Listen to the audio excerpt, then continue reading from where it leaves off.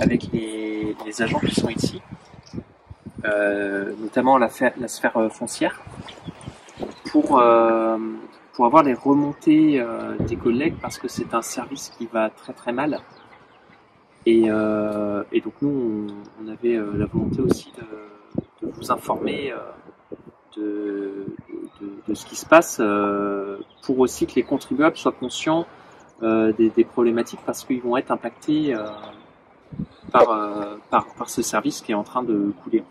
Alors, c'est-à-dire que dans tout ce qui est traitement des demandes des contribuables, il y a un retard qui s'accumule, qui est phénoménal, et qui va se concrétiser par des impositions foncières qui seront erronées, des demandes contentieuses, donc des contestations d'impôts qui ne peuvent pas être traitées parce qu'il n'y a pas les moyens en fait de le faire. Là aujourd'hui, les collègues nous ont dit qu'il y avait 4600 mails en retard, donc pour un service, 4600 mails en retard pour un service qui compte un peu moins de 30 agents. Donc vous imaginez le volume. Ça fait plusieurs mois.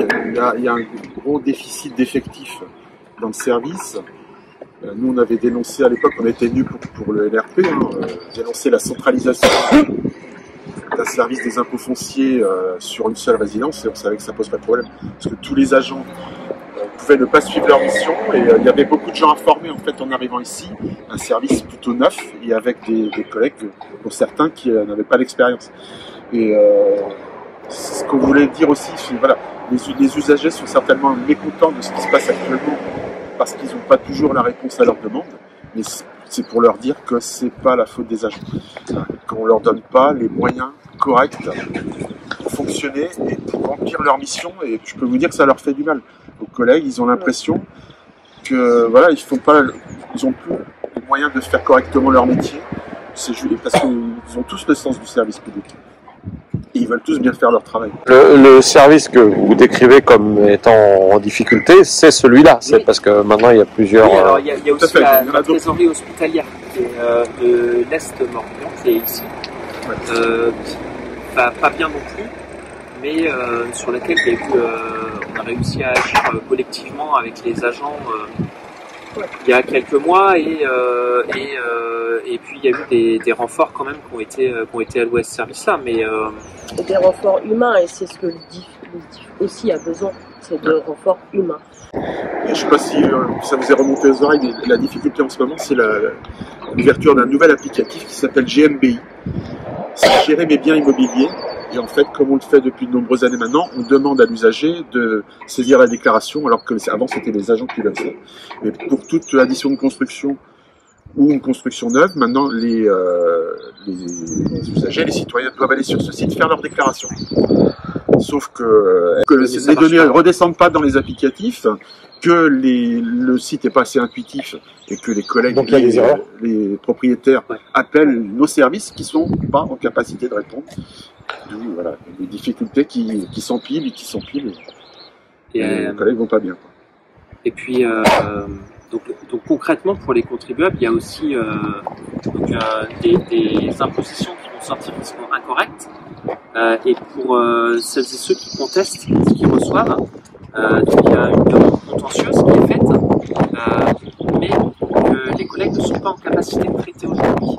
Et donc ce qui se passe, c'est que la suite suit son cours, c'est-à-dire qu'il y a un contentieux qui est déposé en disant je suis pas d'accord avec la somme sur laquelle vous m'imposez, donc je ne paye pas. Mais sauf que tant que le contentieux n'est pas traité, eh ben les contribuables sont poursuivis en fait. Donc il y a des relances pour défaut de paiement qui sont envoyées, et ça va jusqu'aux poursuites parfois. Et donc ça veut dire des saisies bancaires, etc. Sur des impositions qui sont fausses, parce qu'on n'est pas en capacité aujourd'hui d'asseoir l'impôt correctement et de traiter les impositions qui sont erronées. Et donc ça a des conséquences hyper concrètes sur les gens, parce que quand vous avez une saisie bancaire qui arrive alors que vous avez contesté un impôt, à un moment donné, ça énerve quoi. Bah, surtout sur des taxes foncières qui ne sont pas forcément des petits montants. Mais même sans parler c'est sans des parler droits de pénalité. supplémentaires. C'est-à-dire que quand vous êtes imposé sur votre taxe foncière, vous avez une somme à régler. Donc je dis n'importe quoi, mais vous avez 800 € à payer. Si vous ne les payez pas dans les temps, vous allez avoir une majoration qui va s'appliquer. Et puis au bout d'un moment, il y a un processus de recouvrement. Alors ça, c'est du recouvrement amiable. C'est-à-dire que vous recevez votre fiche d'impôt, vous réglez, c'est du recouvrement amiable. Ça veut dire que vous avez payé parce que vous êtes OK sur le principe. Enfin, il y a le consentement à l'impôt. D'accord ? Si vous n'êtes pas d'accord là-dessus, il y a un processus, ou si vous n'avez pas les moyens, il y a un processus de recouvrement forcé qui va s'appliquer. Et donc, il y a des rappels. Alors après, il peut y avoir des échelonnements. Il y a des gens qui sont de bonne volonté, mais qui n'ont pas les moyens de payer. Et puis après, si vous ne payez pas du tout, il va y avoir des saisies qui vont pouvoir commencer à se mettre en place. Et donc, les saisies, on va prendre sur... ça commence comme ça, hein, on va commencer par saisir le montant qui est dû, et puis après, il y a la majoration qui va être saisie aussi, et puis s'ajoute à ça pour les contribuables les frais bancaires que les banques vont appliquer. Donc ça commence à faire beaucoup quand vous n'êtes pas d'accord avec l'impôt qu'on vous réclame, quoi, et que vous l'avez en plus signalé. Ce dont on a parlé avec les collègues aussi, ça peut poser des problèmes en termes de ressources fiscales pour les communes et les collectivités, puisque étant donné que les évaluations ne sont pas forcément bien calculées, parce qu'en plus ça redescend pas à travers les applicatifs informatiques, ça devrait interpeller les élus, que ça peut être des bases fiscales et des ressources fiscales en moins pour les collectivités. Moi je voulais rajouter juste que c'est un problème national, c'est Ploërmel, c'est pas le seul site à vivre ces difficultés-là, et que, je sais pas si vous avez vu, mais il y a eu un article dans les Côtes d'Armor par rapport à ce sujet, et il y a une prise en charge syndicale nationale pour les conditions de vie au travail des agents et pour les missions qui sont maltraitées et qui sont mal faites en fait, et tous les problèmes que ça génère. Au mois de mai, alors on n'a pas la date précise encore, mais au mois de mai, il va y avoir l'extraction des bases qui sert à établir l'impôt. Sauf que d'ici là, les collègues n'auront pas le temps de faire les mises à jour des bases d'imposition. Et donc du coup, on sait que les prochains rôles, donc c'est les avis d'impôt qui vont sortir, seront erronés. Parce que pas sur la bonne base. Voilà. Alors pour les communes, il y a la problématique, donc pour les contribuables, il y a la problématique de se retrouver avec un impôt qui est faux. Pour les communes, il y a aussi la problématique, donc comme le disait Christophe, des déclarations qui ne seront pas à jour. Par exemple, s'il y a des piscines qui sont construites, s'il y a des agrandissements de maisons et des choses comme ça qui ne sont pas encore saisies dans nos applicatifs, c'est de la ressource fiscale en moins pour les communes. Donc sur tout le département. En fait, toute déclaration qui n'est pas saisie dans les délais, c'est de la taxe foncière en moins pour les communes. Voilà. En fait, il y a aussi la problématique pour les communes de la reprise des impositions des années antérieures. Parce que en fiscalité, il y a une prescription. C'est-à-dire que vous pouvez reprendre des impositions sur les années antérieures. Aujourd'hui, on ne peut plus faire de reprise sur 2021 parce que là, on va arriver à la prescription. Et donc, c'est encore un manque un manque d'entrée fiscale pour les communes. Le fait que les nouvelles constructions ne sont pas à jour, et le fait qu'on ne puisse pas faire de reprise sur des impôts qui auraient été sous-évalués sur les années antérieures, parce qu'on n'y arrive plus. Et donc il y a de la perte sèche pour les communes, quoi. Il y a un moment, quand on a beaucoup de retard, on ne peut plus reprendre l'impôt qui est perdu. Voilà. Aujourd'hui, on peut reprendre l'impôt de 2022, la taxe foncière de 2022. 2021, on peut plus le reprendre, c'est terminé depuis le 1er janvier. Donc quand vous savez que les hypothèques, la conservation des hypothèques pour les actes de vente avaient 12 mois de retard, quand vous savez qu'après nous, on a aussi 6 mois de retard, les 2 ans, on arrive vite, on les atteint très vite. Mais c'est 2 ans la prescription, c'est pas 3 ans. Nous, c'est au 31 décembre, N+1, oui, tout à fait. Ouais. Et donc c'est là où le bas blesse, c'est qu'en fait on a fait une restructuration sans se préoccuper des moyens humains derrière cette restructuration.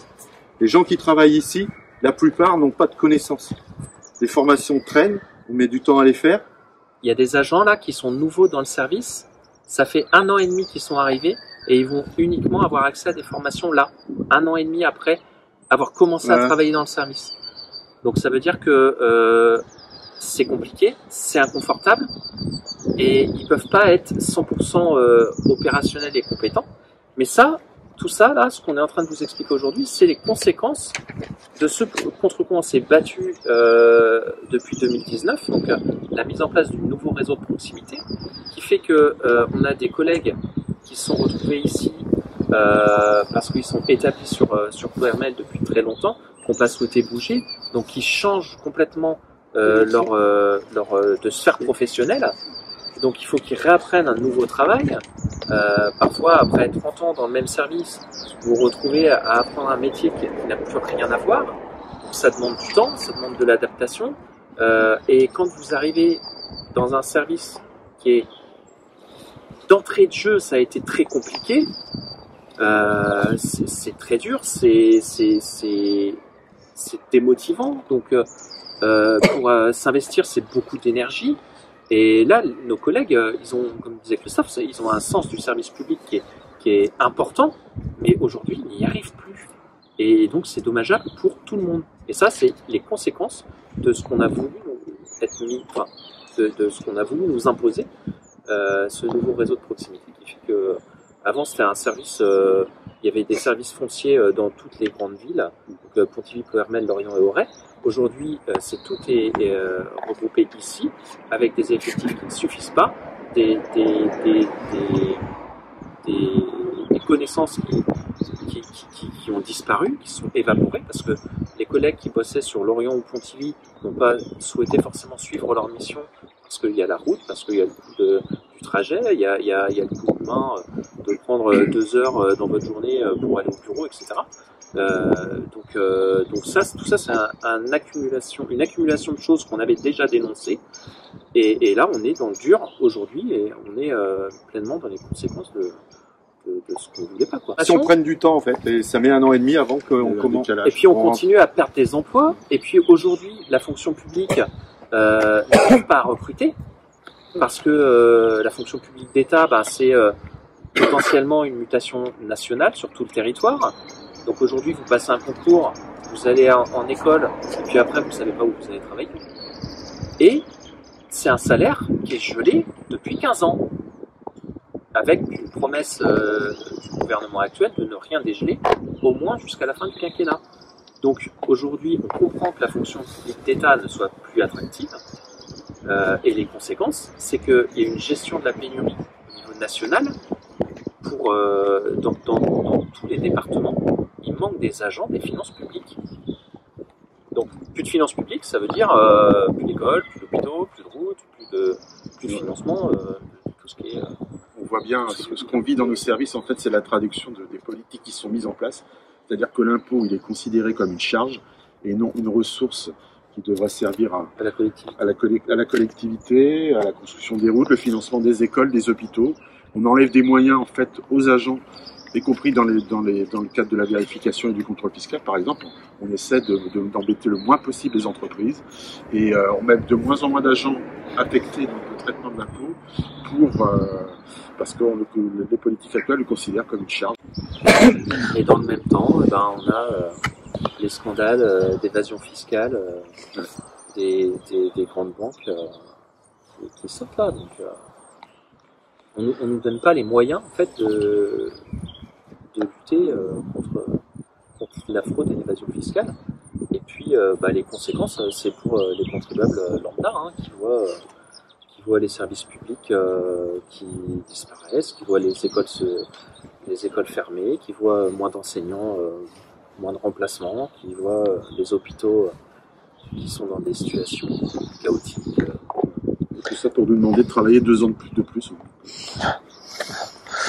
Donc c'est aussi une situation de mal-être au travail dans les services là. Là clairement, les agents ils sont à 2 doigts de.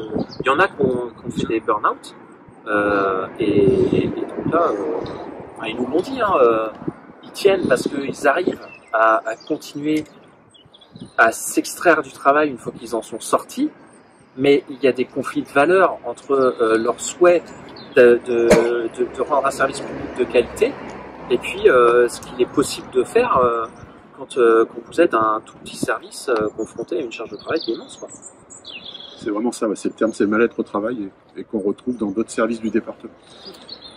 Et là, ce qu'on a dit, on est sur une échelle du pire, là, et sur cette échelle, le service des impôts fonciers de Plouermel, il est certainement sur un des plus hauts niveaux.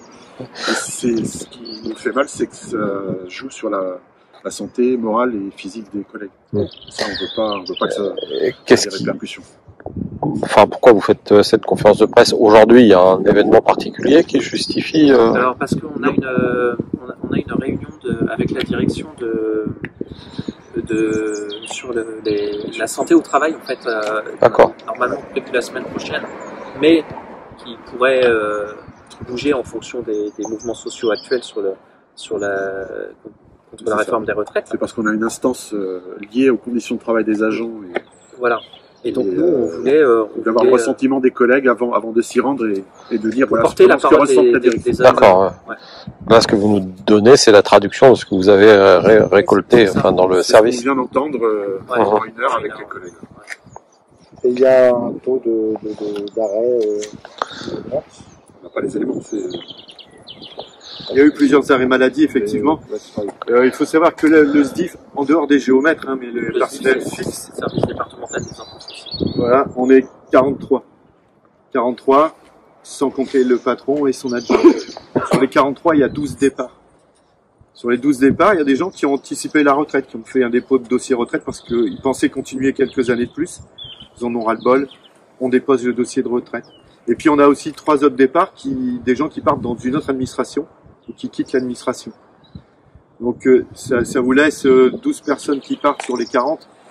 Il faut les remplacer, évidemment. On espère qu'il y aura des mutations dans ce sens-là, évidemment. Mais ça vous fait part un peu du malaise. Donc en fait, ça, c'est le déficit en personnel que vous avez, quoi, en fait. C'est un déficit. 30%, quoi, à peu près. On continue à nous supprimer des postes sur tout le département. Alors, ce service-là, pour septembre 2023, n'est pas concerné. Mais comme il y a une pénurie d'emplois nationale, il manque des agents sur tous les services du département. Il n'y a pas un service des finances publiques aujourd'hui qui a tous ses effectifs. Et d'ailleurs, c'est le cas partout en France. C'est plus de 5000 emplois qui manquent nationalement. Et donc aujourd'hui, ici, dans le département, on a une trentaine d'emplois qui sont non pourvus. Donc c'est des emplois qui ne sont pas encore supprimés, mais sur lesquels il n'y a personne physiquement qui vient pour... faut imaginer qu'il y a 30 chaises vides qui attendent qu'il y ait des recrutements, mais les recrutements sont aujourd'hui insuffisants. Alors il y a des appels au niveau national pour que les gens qui ont passé le concours et qui sont sur liste d'attente soient appelés à intégrer la fonction publique. Parce que malgré tout, il y a quand même encore plus de personnes qui passent le concours que de postes qui sont offerts. Mais sauf que c'est quand même pas suffisant pour résorber le manque d'effectifs qu'on a aujourd'hui, quoi. Puis bon, un contrôleur, un inspecteur des impôts, c'est 1 an de formation, donc il y a un décalage aussi. C'est 1 an d'école avant d'intégrer des services. Donc une fois que vous avez fait l'école, vous intégrez le service, mais le service à l'école, c'est une formation générique.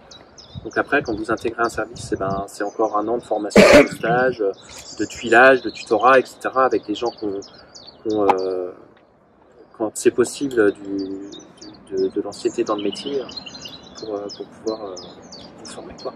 Donc ça demande quand même du temps avant de... Et franchement, le problème numéro 1, c'est les effectifs. C'est les effectifs. Il y a un manque d'effectifs partout. Et alors, vous combinez le manque d'effectifs avec le NRP, qu'on a dénoncé depuis des mois et des mois, vous obtenez une situation catastrophique comme ici, au SDIF de Plouermel. Et ce n'est qu'un service parmi d'autres, mais on parle que de celui-là aujourd'hui, mais on pourra éventuellement vous inviter sur d'autres conférences de presse pour traiter de... Et je suis surtout témoin, parce que moi j'ai changé de métier il y a le 1er janvier 2022. Pour rester sur Plouermel, je faisais de la fiscalité d'entreprise, donc j'ai changé de métier. J'ai eu 9 jours de formation en janvier et février 2022. 9 jours. Et j'ai eu 3 jours cette semaine. Enfin, la semaine dernière. 3 jours. Je suis donc théoriquement un sachant, c'est-à-dire que je devrais voilà, quand on sait le temps qu'il faut pour former une personne en matière cadastrale, vie fiscale, foncière, on fait pas ça en 9 jours de formation, c'est pas possible. Donc j'ai des formations à l'avenir. Et ça fait 1 an et demi que on fait par notre expérience personnelle et puis parce qu'on a des connaissances dans d'autres domaines de fiscalité. Mais non, on demande de l'aide tout le temps à ceux qui ont l'expérience. Et ces sachants-là, qu'on appelle comme ça, hein, on a quand même inventé ce terme pour désigner ceux qui étaient capables de faire ce métier à 100%. Eh ben, on court après eux pour qu'ils nous aident dans notre métier. On fait des pas à pas, on a des explications, mais on voudrait être autonome aussi. Nos collègues ont leur travail. Ils aident des gens comme nous. Maintenant, quand ils vont partir, et beaucoup vont partir de ces gens expérimentés, on n'aura plus que notre pauvre expérience.